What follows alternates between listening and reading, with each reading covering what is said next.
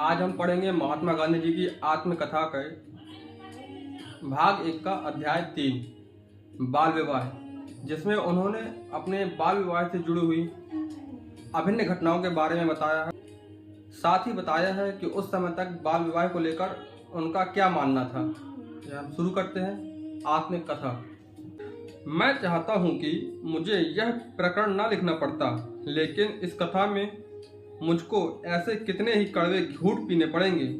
सत्य का पुजारी होने का दावा करके मैं और कुछ कर ही नहीं सकता। यह लिखते हुए मन अकुलाता है कि 13 साल की उम्र में मेरा विवाह हुआ था।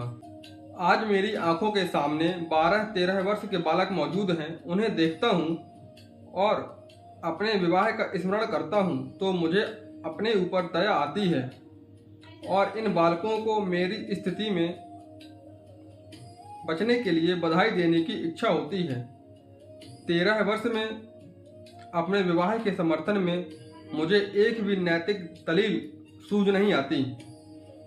पाठक यह न समझे कि मैं सगाई की बात लिख रहा हूँ। कठियावाड़ में विवाह का अर्थ लगन है, सगाई नहीं।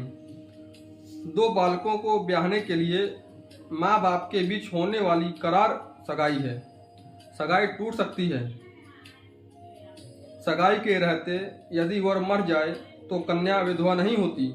सगाई में वर कन्या के बीच कोई संबंध नहीं रहता, दोनों को पता भी नहीं होता। मेरी एक एक करके 3 बार सगाई हुई।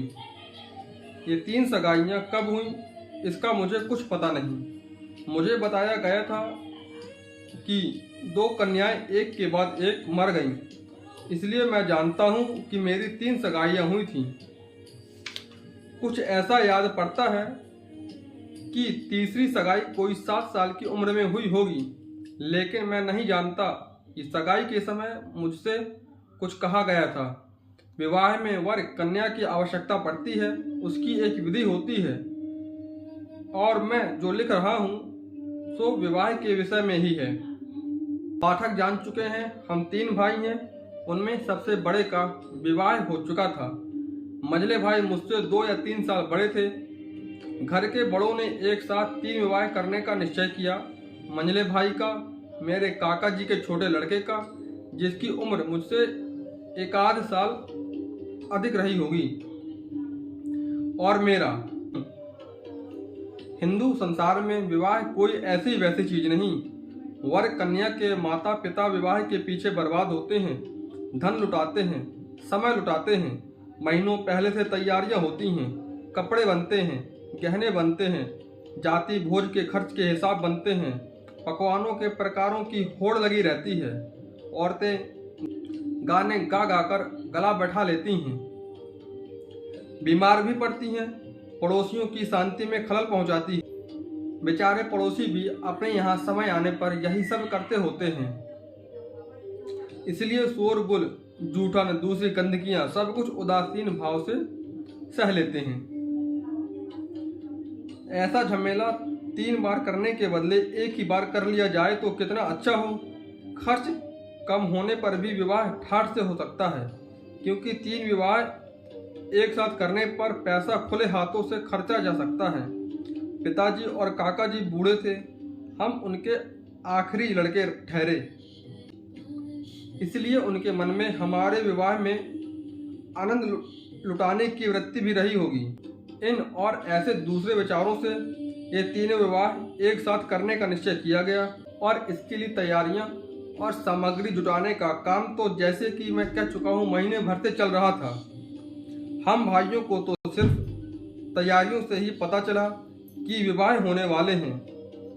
उस समय मेरे मन में अच्छे अच्छे कपड़े पहनने, बाजे बजने, वर यात्रा के समय घोड़े पर चढ़ने, बढ़िया भोजन मिलने, एक नई बालिका के साथ विनोद आदि करने की अभिलाषा के सिवा दूसरी कोई खास बात रही होगी, इसका मुझे कोई स्मरण नहीं। विषय भोग की वृत्ति तो बाद में आई। वह कैसे आई इसका मैं वर्णन कर सकता हूँ, पर पाठक ऐसी जिज्ञासा ना रखें। मैं अपनी शर्म पर पर्दा डालना चाहता हूँ। जो कुछ बतलाने लायक है वह इसके आगे आएगा, किंतु इस चीज के ब्यौरे का उस केंद्र बिंदु से बहुत ही थोड़ा संबंध है जिसे मैंने अपनी निगाह के सामने रखा है। हम दो भाइयों को राजकोट से पोरबंदर ले जाया गया। वहाँ हल्दी चढ़ाने आदि की जो सुविधा हुई वह मनोरंजक होते हुए भी उसकी चर्चा छोड़ देने लायक है। पिताजी दीवान थे, फिर भी थे तो नौकर ही। तिथ पर राजप्रिय थे, इसलिए अधिक पराधीन रहे। ठाकुर साहब ने आखिरी घड़ी तक उन्हें छोड़ा नहीं। अंत में जब छोड़ा तो ब्याह के 2 दिन पहले ही रवाना किया। उन्हें पहुंचाने के लिए खास डाक बैठाई गई, पर बात विधाता ने कुछ और ही सोचा था। राजकोट से पोरबंदर 60 कोस है। बैलगाड़ी से 5 दिन का रास्ता था। पिताजी 3 दिन में पहुंचे। आखिरी मंजिल में तांगा उलट गया।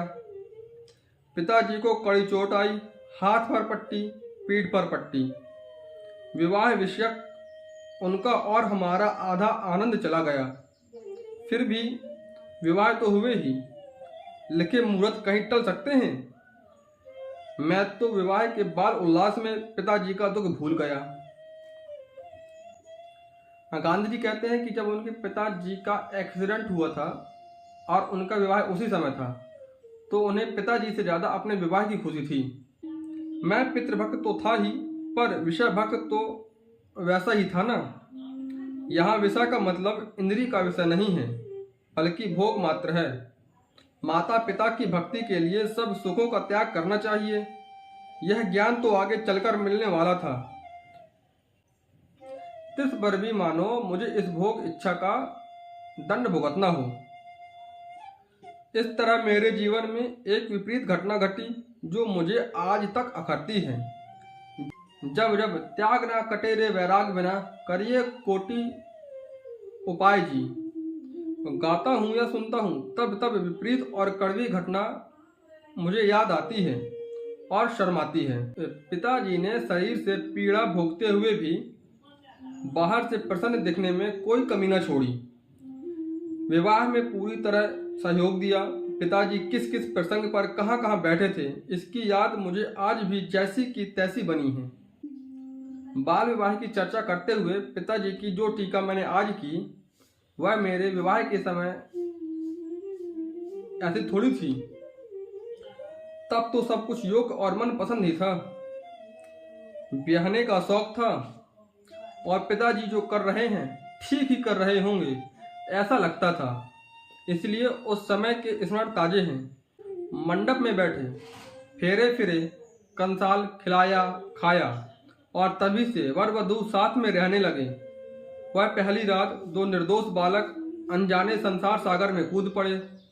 भाभी ने सिखलाया कि मुझे पहली रात में कैसा बर्ताव करना चाहिए। महात्मा गांधी जी बताते हैं कि जब उनका विवाह हुआ तो विवाह की पहली रात के बारे में उनको उनकी भाभी जी ने बताया और उनका मानना है कि उनकी पत्नी को भी उनके परिवार में किसी न किसी ने बताया होगा, लेकिन यह बात वो उस समय पूछ नहीं सके। वो जिस वक्त यह किताब लिख रहे थे तब पूछ सकते थे, मगर उन्होंने पूछने की हिम्मत ना की, क्योंकि उन दोनों की उम्र लगभग बराबर थी। फिर भी एक पैट्रियार्की महात्मा गांधी जी के अंदर पनपने लगी विवाह के बाद, और वह अपने पति की सत्ता चलाना शुरू कर दिए।